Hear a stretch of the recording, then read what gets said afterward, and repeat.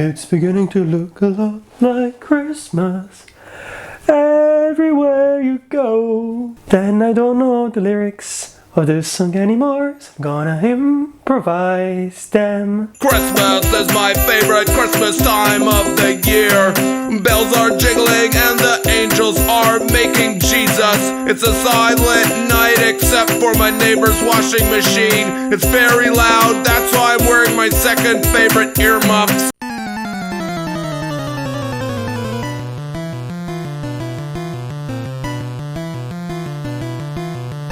No! God, please, no! No! Welcome back to Torn Apart. Today we are doing my favorite thing ever. We're compiling a list of the best movies of the year.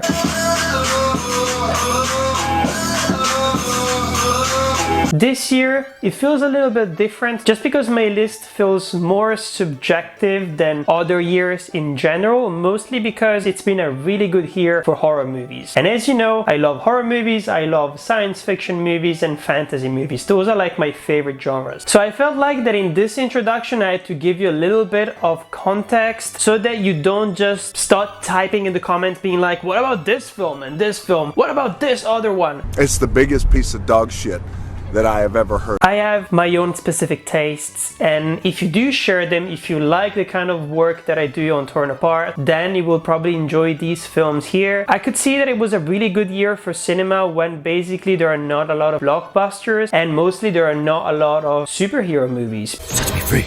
I need to destroy the book. No, I have a better idea.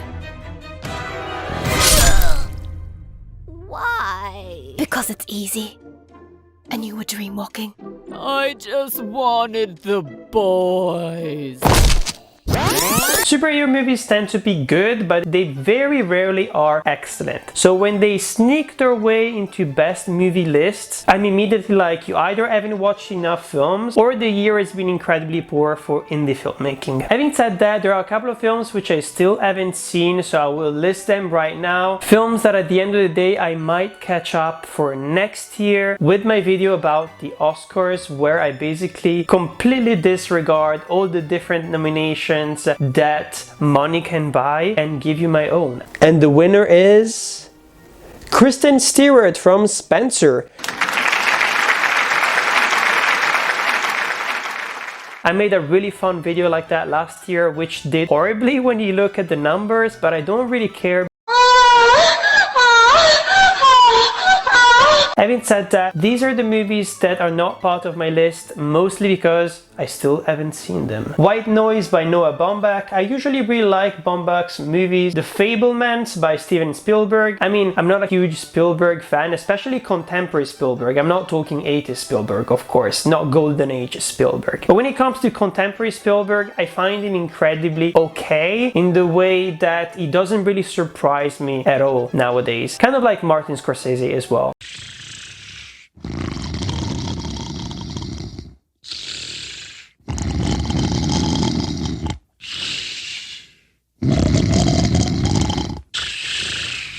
So I'm pretty sure that even though I would like a film like this, maybe I wouldn't put it in my list anyways. Then we've got movies like The Whale by Darren Aronofsky. Darren Aronofsky's movies are always interesting at the end of the day. Even when they're not necessarily good, they're always thought-provoking. So I was really looking forward to Brendan Fraser's performance specifically. Then we have Marcel the Shell with Shoes On, which I was really looking forward to because at the end of the day, it's such a cute concept. I've been waiting for this movie since I first heard of it back in June/July, but it hasn't had a French release, so I have no idea on where to watch it. Marcello, let's forget about being afraid. Just take the adventure. Okay, let's do it. Then we have Holy Spider, which in France is called Les Nuits de Machad, and it's directed by Ali Abazi, who directed the movie Border a couple of years ago, which I liked, but I wasn't at the same level as most critics were back then. Then we have other dramas like The Banshees of Inisherin, which looks nice, I guess. Then we've got Empire of Light by Sam Mendes, who looks interesting. Of course, we have Avatar: The Way of the Water. We've got Babylon by Damien Chazelle. I think there's been a bit of a controversy on that film, right? But still, it's Damien Chazelle, it could be interesting. And then we've got a movie I know absolutely nothing about called Emancipation, which is starring Will Smith. They break the bones in my body more times than I can count.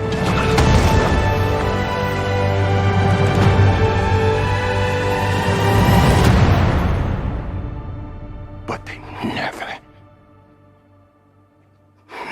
break me. I'm pretty sure I forgot some of them just because there are so many movies coming out in the fall season, mostly because they're rushing for the Oscars, but also because they're done basically with their festival run, so they're trying to get released as fast as possible before the end of the year. Having said that, I think we have to start because this introduction was incredibly long, and I'm pretty sure you want to go back to your Christmas celebration. It's beginning to look a lot like Christmas.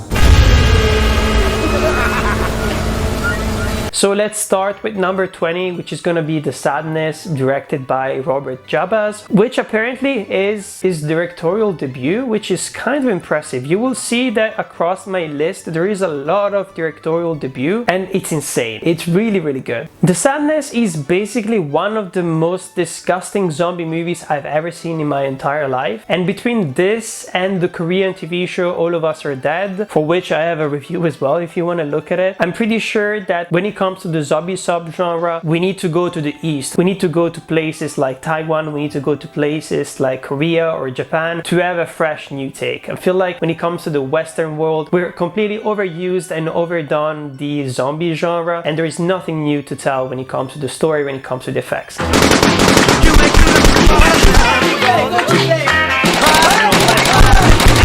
Plus the idea of a zombie virus which kind of makes you the most depraved ever, and it kind of brings out the most disgusting ideas and thoughts that you kept at the back of your mind for your entire life, and it brings them back to the surface basically. It's really interesting, mostly because of the politically correct world in which we live in nowadays. It is still not a perfect movie, and you can see that mostly because of the directorial debut. I feel like it could have been more interesting with 15 minutes more, especially because I really felt the need to expand the world of this movie here, and the story at the end of the day is not as interesting as most of the action sequences, which are incredibly gory and depraved. If you think Terrifier is depraved, watch The Sadness and then come back to me.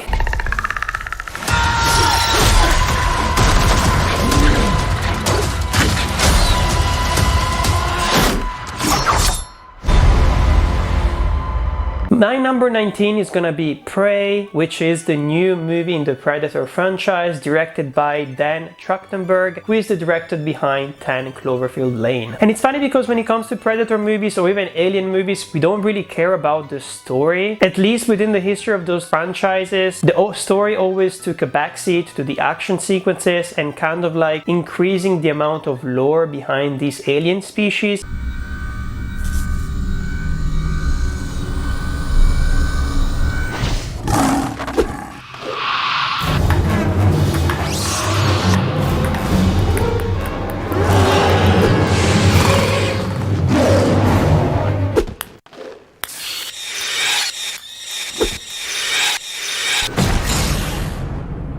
I've two words to say to that. Shite! What's the other one? Shite! But here, no. Here we've got an actual interesting story, which is putting forward new interesting character who happen to be Comanche people, so Native Americans, and it's definitely why this film at the end of the day felt incredibly fresh. Despite the fact that the gore, the action sequences are incredibly interesting, it's the context, it's the story, it's the characters that made this movie very, very memorable.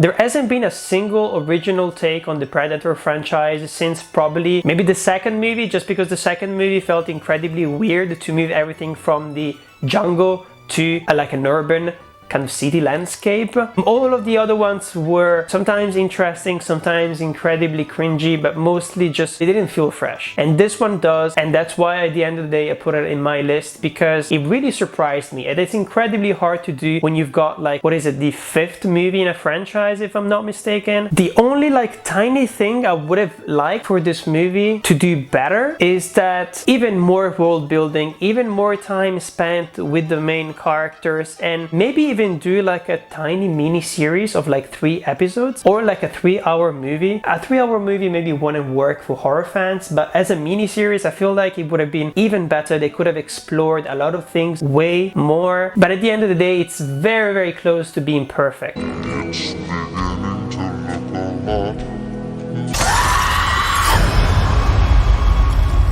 My number 18 is gonna be Hellraiser, and it's directed by David Bruckner, who is the guy who directed The Ritual and The Night House and also Southbound. I've actually reviewed this film already in my Halloween wrap-up video, so I don't know if I have anything else to add when it comes to that film. It's just that even though I'm not really a huge fan of the Hellraiser franchise, this one felt really good. It felt fresh, and for once the gore actually moved the story forward instead of just being gory and kind of compensating for like a really weak performances or really weak characters or weak story. I do agree that it's not a perfect movie, mostly because the characters, for example, they tend to be really stock, meaning that it's very cliche. You don't really root for them either, but it happens very often within the Hellraiser franchise apparently, so I'm not really surprised because of that. We are the homie!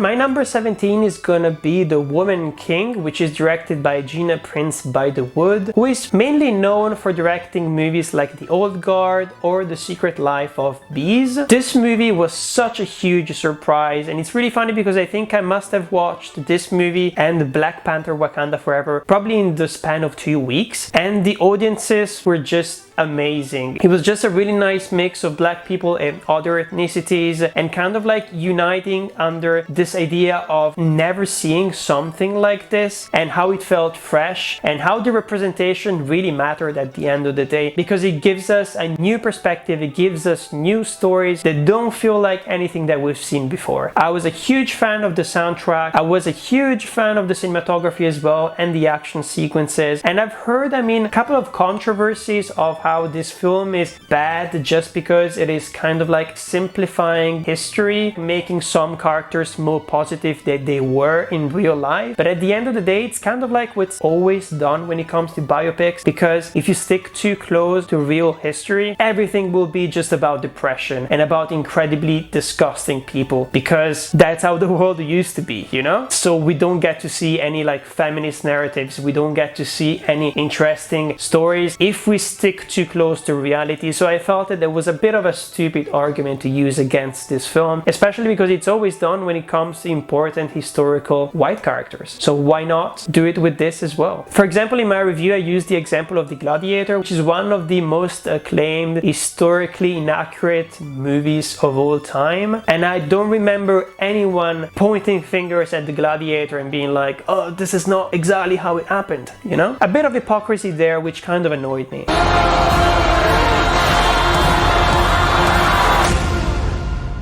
This is really bad. This is really, really bad.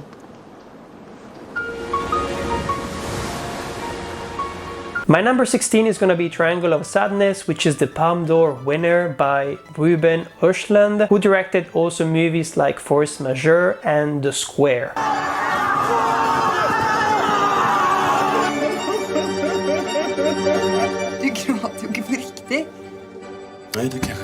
And it's about two models, Carl and Yaya, who are invited for a luxury cruise with Rogue's gallery of super rich passengers. At first, all appears Instagrammable, but the cruise ends catastrophically and the group find themselves marooned on a desert island. It is one of the funniest movies I've seen in a really long time. It's a really good satire. I released another review for it, which is a really interesting deconstruction of every single part of the movie itself. So I'm gonna redirect you to that video there. I don't think I have anything else to add besides the fact that this year has been really good for the Eat the Rich subgenre of movies, and I'm definitely planning a video on that. So if you're interested in seeing a deconstruction of that kind of subgenre, let me know down in the comments. And thus, we are kind of fueling the capitalist system itself, even though we don't believe in it and we don't support it. So what you're saying is, everything is society's fault and we as individuals never need to take responsibility for anything.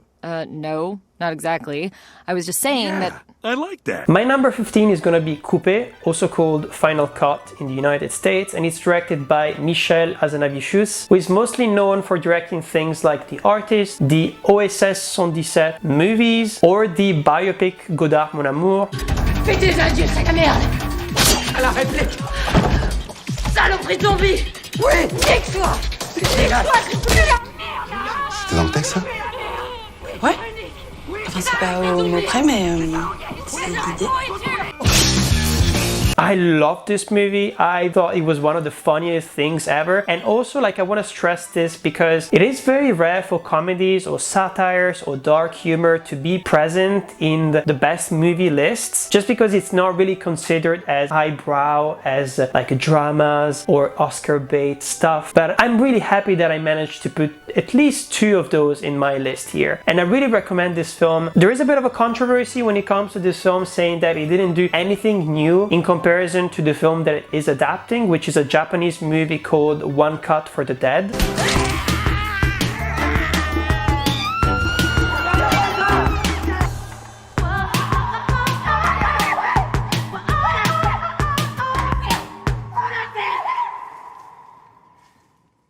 And apparently this French remake didn't do anything new or interesting, but at the end of the day, I was trying to find the Japanese version on the internet and it was incredibly hard. I saw that apparently it's available on Shudder in the United States and North America, but I'm not there. Shudder is not really available here in most European countries, so I don't really get a chance to see it. And this is why I tend to push forward these kind of remakes when they can actually attract more interest towards the original movies. It really represents those kind of movies which show the amount of passion and work and pain that goes behind making films, and at the same time it is drawing attention to a movie that most people have never heard about or have never seen, and maybe it will make it more available to general audiences. Those are the kind of remakes that actually I accept and welcome, instead of remakes that actively try to replace the original and that completely kind of like blur the lines in between which came first. You've heard the expression, what came first, the chicken or the egg? That actually has an answer. And it's kind of obvious when you think about it. The egg came first. It just happened to have been laid by a bird that was not a chicken.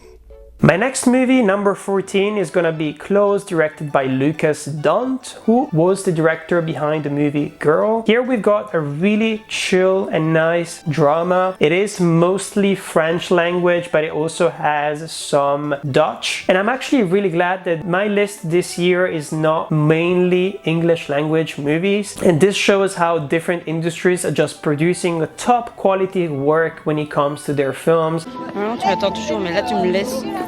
Tu vas coucher Rémi ce soir? Non. Quoi? Harry, Rémi. Il est pas là.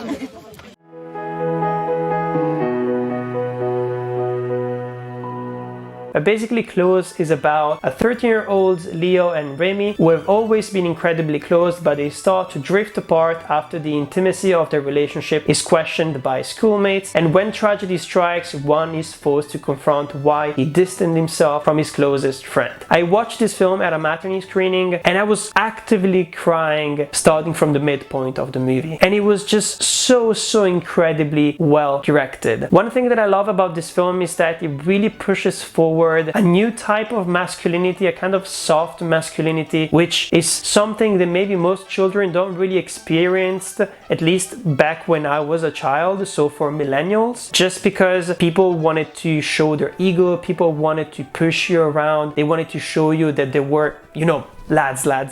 And this movie really touched me, mostly because I didn't really get to have that experience as a child myself, to have such a close relationship with another guy, for example, who doesn't necessarily turn into something romantic, but that you feel as close to them as you would feel with your family, and as comfortable with physical touch, with being close to each other, and it was just incredibly beautiful. And I really hope that reality starts changing a little bit when it comes to male friendship dynamics, dynamics, because I feel like it still needs a lot of deconstruction, and I just really hope that future generation of children will be able to experience friendships that are as strong and as intimate as the ones that is in this film here. And I really love Close also because it really refused to depict Gen Z as what we usually see in other films or the media in general. So like a generation of self-obsessed, TikTok-led, neon queer people.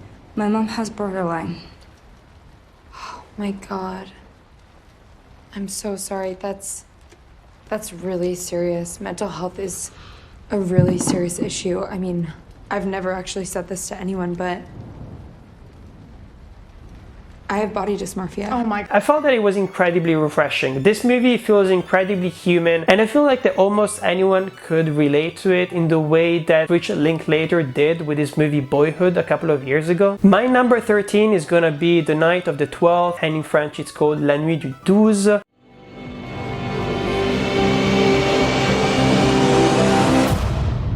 C'est quelque chose qui cloche entre les hommes et les femmes. And it's directed by Dominique Moll, who is a director behind movies like Lemming or The Monk. I was not expecting at all that this movie would be so incredibly good and important. Of course, there is a trend in French filmmaking and within the industry itself of just talking a lot about police investigations and making basically like social movies. Ça fait 20 ans que je fais ce métier, moi. Tu crois que tu sais tout, mais tu sais rien. Tu sais rien des quartiers nord! On a failli crever là-bas! So this is not a surprise within the French filmmaking industry itself, but just because of the context, just because of the issue that it's trying to address, it was incredibly relevant. It felt like something that I would be able to discuss with my friends on a day-to-day basis, and it was so beautifully directed that it really reminded me like episodes of Mindhunter, which is not really the case when it comes to other French movies about police investigations. This movie felt different. This kind of transcended the French police investigation genre and became something much more, something that felt like a really good movie. It really felt like a movie, like Harry Styles would say. And this movie is basically about Captain Vives, who has just been appointed as group leader at the Grenoble criminal squad when Clara's murder case lands on his desk. Vives and his team investigate Clara's complex life and relations, but what starts as a professional methodical immersion into the victim's life soon turns into a haunting obsession. The next movie is something that really shows how my subjectivity is coming in, how my personal tastes are coming in and completely taking away my objectivity. The next movie is Crimes of the Future, directed by David Cronenberg. Surgery is the new sex. Whoops. Sorry.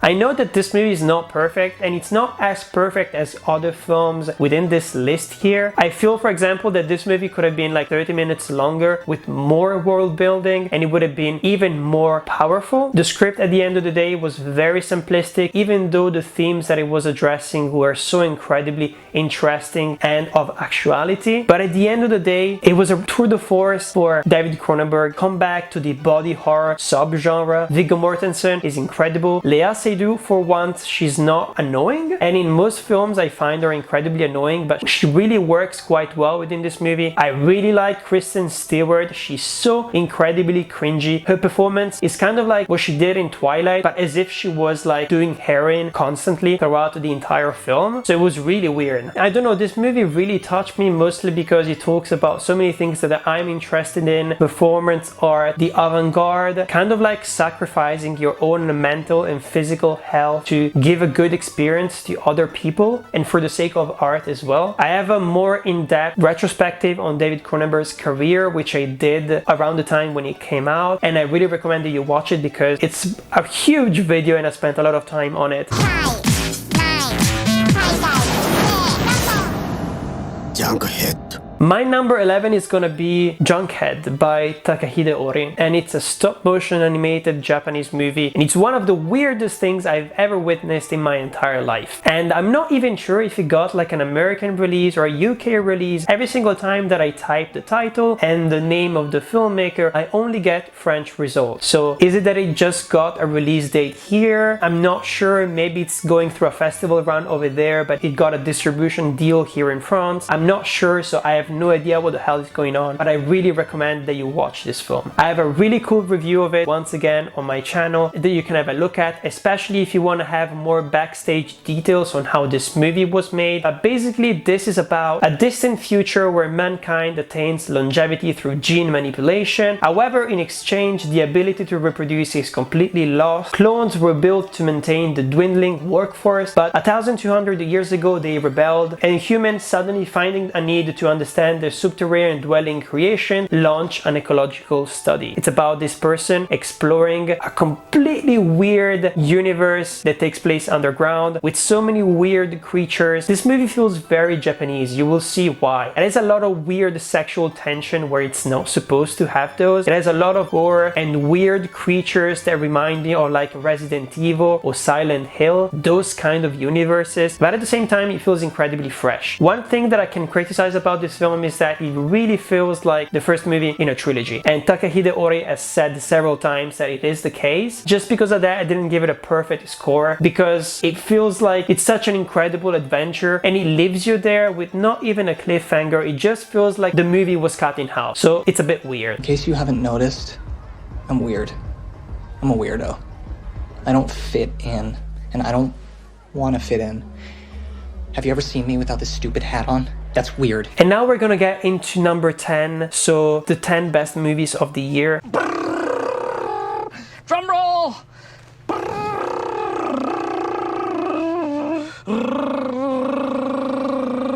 We're getting into masterpieces. Most of these movies, if not all of them, have nothing wrong with them. They're just perfect gems, perfect pearls you can find at the bottom of the ocean. And we're starting with Fresh, directed by Mimi Cave, with her directorial debut, starring an incredibly creepy Sebastian Stan, who finally proved, to me anyways, that he's an incredible actor. It's about giving yourself over to somebody, becoming one forever. That's love.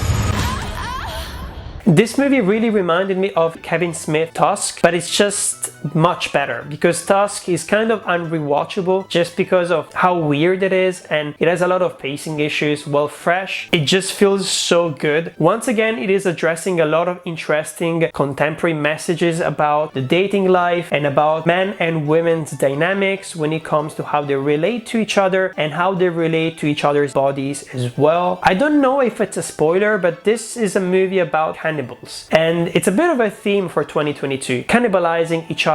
Oh, I'm so hungry. Finally, I get to eat. And it's funny because Sebastian Stan plays the cannibal himself, and he doesn't really remind me of other cannibals that you can see in weird serial killer movies or even Hannibal. He turned it into a very mundane thing, and this is also why this movie is so incredibly creepy. Just because he just appreciates human flesh much more than animal flesh. And that's it. There is no kind of like weird objectification behind it. It's just that he seems to be very appreciative of how it tastes. Ow! What the fuck? Bro, love is the easiest thing in the world when it happens by accident, but it doesn't get real until you do it on purpose. So much more do you know. Number 9 is going to be a movie that literally no one has talked about, and I initially wanted to make a video about this movie here, and it's Intergalactic, directed by Fletcher Moule in his directorial debut once again. This is a movie that is basically like a weird true story, fictionalized and voiced and produced by Kid Cudi, and it's kind of like Beyonce's Lemonade in a way that this is like a visual interpretation or expression of his new album, but it's incredible. The story is incredible, the characters are incredible as well. It's a really interesting new take on the rom-com genre, and it's beautifully animated. It's literally one of the most beautiful movies I've seen probably since Spider-Man Into the Spider-Verse. It has that kind of same feeling to it, and if I had to describe it, I would say that it's kind of like a mix in between Into the Spider-Verse and The Last Black Man in San Francisco. So if you love those movies, you're gonna love this as well. I mean, plus it's Kid Cudi's soundtrack, so it's incredible. I didn't even know that I liked Kid Cudi's music so much until I watched this movie here. Maybe people didn't pay attention to it because he felt like a weird marketing thing for his music career, but it's not that at all. It has beautiful representation, and at the end of the day, it feels like one of the most original romantic comedies I've seen in at least 5 years. And the weirdest thing is that honestly I barely remember the last time we got such an incredible adult animated movie that was not starring like either superhero characters, if you think about Invincible for example, or animals if you think about BoJack Horseman. And this kind of gave me an idea for a video that I will be releasing in January, where I will give you a list of the best animated movies which are aimed at adults, so look forward to that of course as well. My number 8 is gonna be Flux Gourmet, directed by Peter Strickland, who is the director behind the incredible movies like In Fabric or Barbarian Sound Studio. I like making noises. In what way?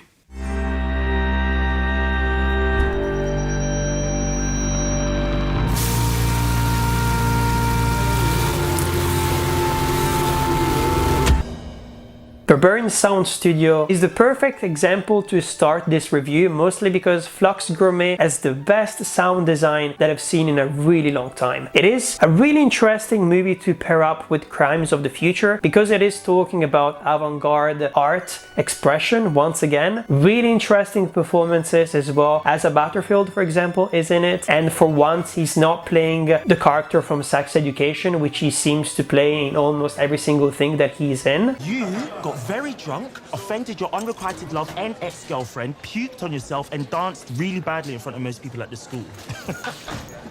Rick, I had sex with Ruby.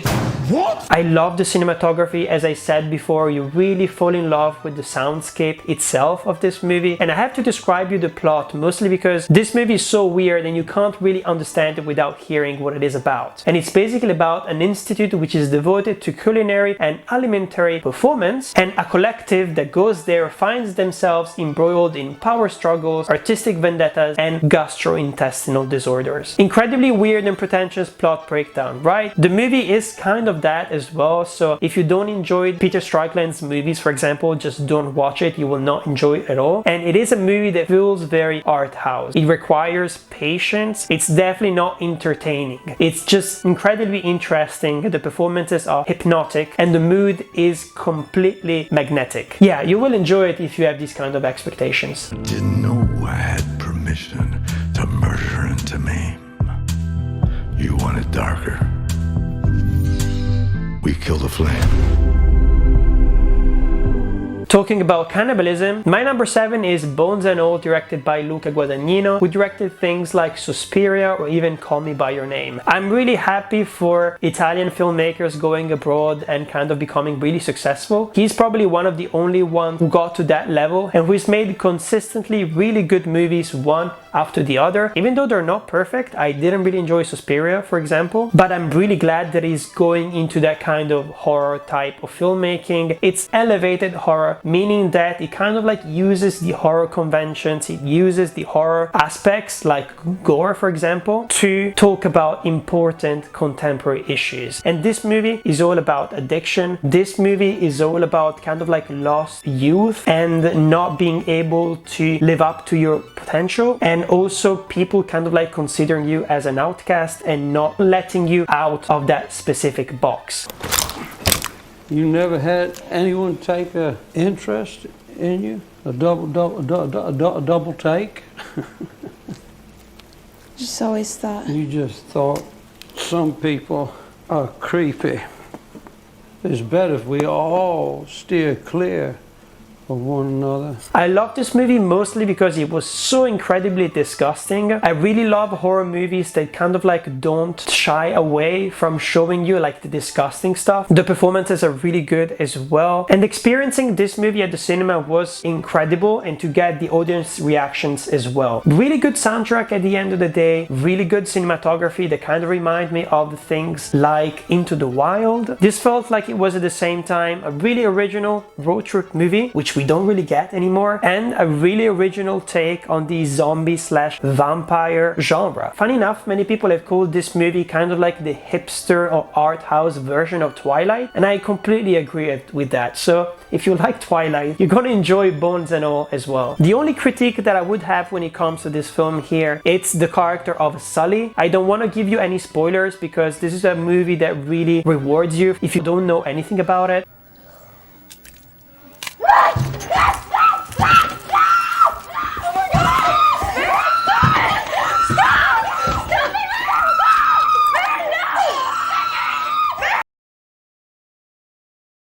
But I kind of felt like that the movie wanted to portray this character as both a normal person that you could understand, but also like a very stereotypical villain that they needed to defeat for some reason or another. Within the plot, he appears at random moments, surprising our main characters. Get up, Sully! And then the main characters just completely forget about him, and he is still able to surprise them once again and to appear at random moments. It just felt incredibly weird. I feel like if you know that you were being followed or stalked, you would pay a little bit more attention to the signs, and it felt a little bit like they were forcing two types of plots that didn't really belong together. And maybe this has to do because this is an adaptation of a book, and sometimes when you have a film that is adapting a book, it takes a lot of shortcuts to get to the same ending, but the ending doesn't work without really key points of character development, for example. So this really felt like that kind of issue when it comes to adapting books. Sex! Now that I have your attention. You don't have our attention. Money! I'm listening. You had me at sex. Pervert. My number 6 is gonna be Hatching, which is directed by Hanna Bergholm, and it's a Finnish horror movie.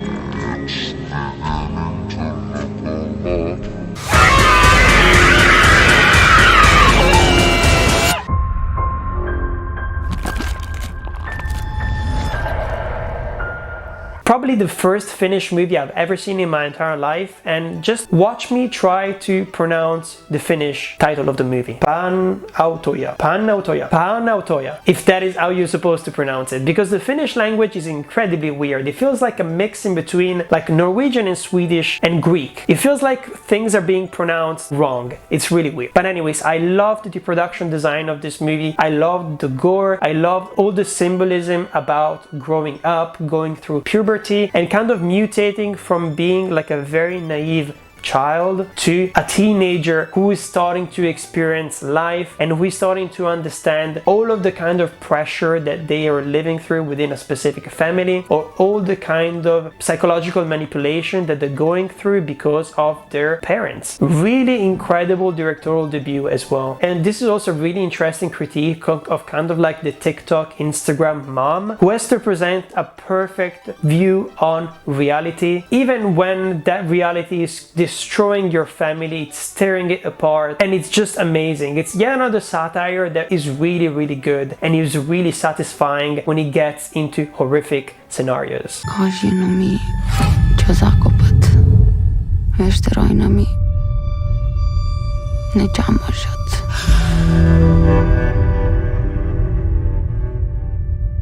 My number 5 is gonna be You Won't Be Alone, directed by Goran Stolevsky. It's once again a directorial debut. This is probably one of the best movies ever made about witches and about what it feels like to be a witch and to live within kind of like medieval times or within a rural environment, because it's not necessarily about a time or about a place. And this movie is really like peak elevated horror. If you liked movies like The Witch, you're gonna love You Won't Be Alone. There's not a lot of people who've talked about it. It's a movie that is not really easy to love because it really takes its time to appreciate life and existence and the body that this witch is inhabiting as well, because there is a lot of weird body horror, mutations and that kind of stuff. Honestly, this is one of the first times where I actually felt like I could identify with a witch and that everyone else was just completely completely insane, and I was just really angry at them for not leaving her alone. Do her own thing, be your weird outsider who looks like shit, just let her live. At the same time, you've got an incredible cinematography, really beautiful sound design, going back to those really naturalistic sounds. I really loved the format of the movie itself as well, and I loved it mostly because this is a movie about identity, understanding what it means to be a man, what it means to be a woman, what defines the different gender stereotypes, and how you can surpass them, and how you can live a normal life, and how at the end of the day, if you don't, you will always be seen as an outsider, whether you are a witch or whether you are just a person who's trying to live in their own way. Number 4 is really weird. It's even weirder than Junkhead, and this movie is really like a concept. This is a movie that is really hard to understand, and I would really have to read you the plot of this because otherwise you will not know what the fuck is going on. This is Mad God, and it's directed by Phil Tippett.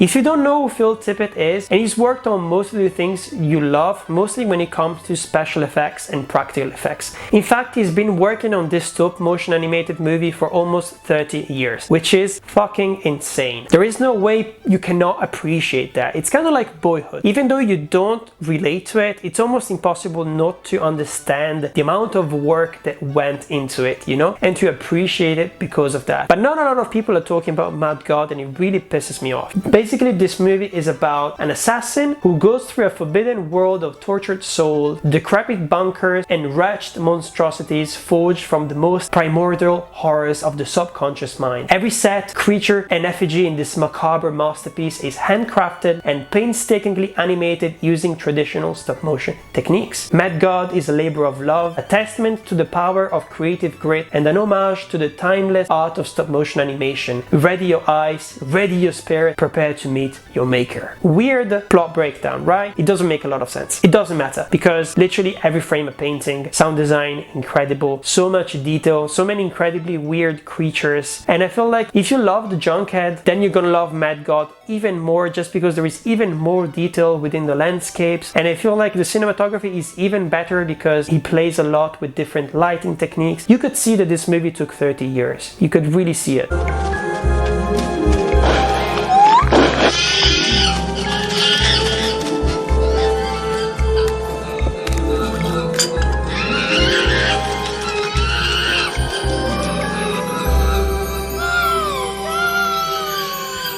And I really think that it's worth your time. Technically, it's also his directorial debut, if I'm not mistaken, which is insane. And I just really love stop-motion animated films, and I'm always looking forward to them because it's the most pure kind of love for filmmaking that you can see on TV right now. Especially when we have so much CGI and practical effects are being forgotten, and when CGI artists are being abused and mistreated by big companies like Disney. This movie here just gives me a bit of hope that there is still an alternative, there is still more to look forward to when it comes to the future that doesn't look like a computer, that doesn't look like a CGI thing. To me, there's a valuable difference between stop motion as an art form and digital. Stop motion in the early days where you had the moire and the flicker of fur and fabric, even the atmospheric dust on the sets, and the imperfection of it was sort of gorgeous to look at because it told you how the thing was done. And now we're gonna get into my top 3, the best movies of the year. My top 3, here we go. The third movie, the best movie of the year, but number 3 place. Drum roll, please.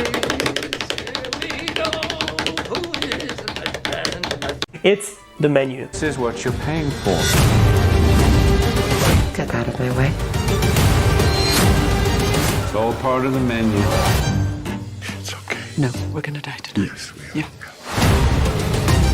Directed by Mark Millard, who worked on movies like What's Your Number and also The Big White. How is it possible? How can you create such a perfect movie like The Menu, and for your entire career you worked on weird B-level romantic comedies. I will never be able to understand that. This movie is incredible. It made me want to go back to the kitchen and like starting to learn how to create new recipes. And once again, this movie is about avant-garde, is about a new type of food experience, and you can see why I like that kind of stuff, because it just always pushes the boundaries and it always leads you into something interesting. This is a horror movie, yes, but it's also a dark satire. If you like movies like Parasite, you're gonna love The Menu as well. But I call this a horror movie mostly because there is gore, there is death, and there is a really bleak ending which I really love. Anya Taylor-Joy is incredible. Ralph Fiennes probably delivers one of the best performances that I've seen of him in the last 10 to 15 years or something like that. Over the next few hours, you will ingest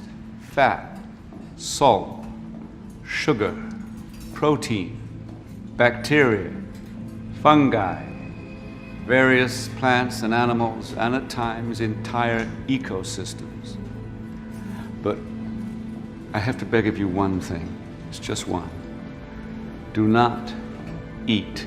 Nicholas Hoult is also really good in this, mostly because very often he tends to play very naive, nice looking characters, and this time around you just want him to die as fast as possible because he's treating everyone like shit. He puts himself on this pedestal. He's despicable. Once again, part of the Eat the Rich subgenre that I mentioned before. This is probably the only thing I can think of that reminds me of Hannibal when it comes to presenting food as something that is inviting, but also something that feels incredibly predatorial and toxic and poisonous. It's just incredible. The work that went behind this film, apparently the backstage of this film is incredible because the director wanted everyone to act all at the same time and he wouldn't even tell them when the camera would be on them. So he was like, you better do something interesting right now and during the entire day of shooting, because the camera could be on you at any moment, so you have to be ready for it. And you can really see it. And everyone is really working their craft and there is so many things going on in the background and I just really love it. It's an ode to avant-garde art, but it's also an ode to food, the food experience, the service industry, and so many other interesting things like fuck the rich. I will avenge you, Father! I will save you, Mother! I will kill you, Fiona! I will avenge you, Father. I will save you, Mother. I will kill you, Fiona.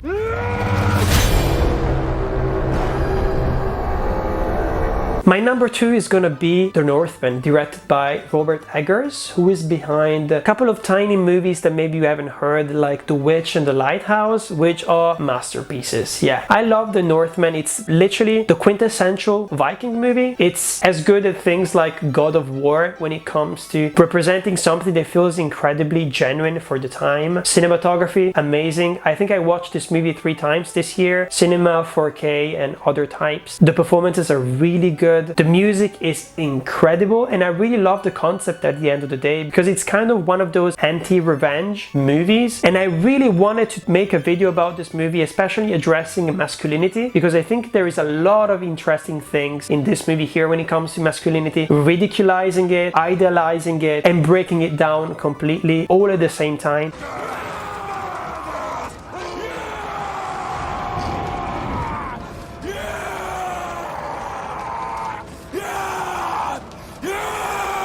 I feel like Robert Eggers has a really weird sense of humor and you can see it in the most weird moments of this movie here. He kind of like puts Norse mythology on a pedestal, but he also breaks down a pedestal and gives you the context so you understand how all of this feels incredibly stupid and pointless. It's just incredibly beautiful. And if you don't enjoy it, it's just really weird at this point because there are so many good things about this movie. And my number 1, maybe knowing me, my personality and this channel here, this will not come as a surprise at all. But my favorite movie of the year is...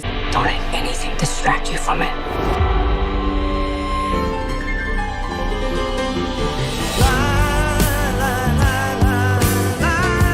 Everything Everything Everywhere All at Once, directed by the Daniels, aka Daniel Scheinert and Daniel Kwan. It's an incredible movie that feels fresh, mostly because of the representation as well, because we don't get to see so many Chinese speaking actors on lead roles, and with this genre as well. It's kind of like a weird mix in between thriller, science fiction, and a comedy as well, because of course a movie by the Daniels has to be funny and weird.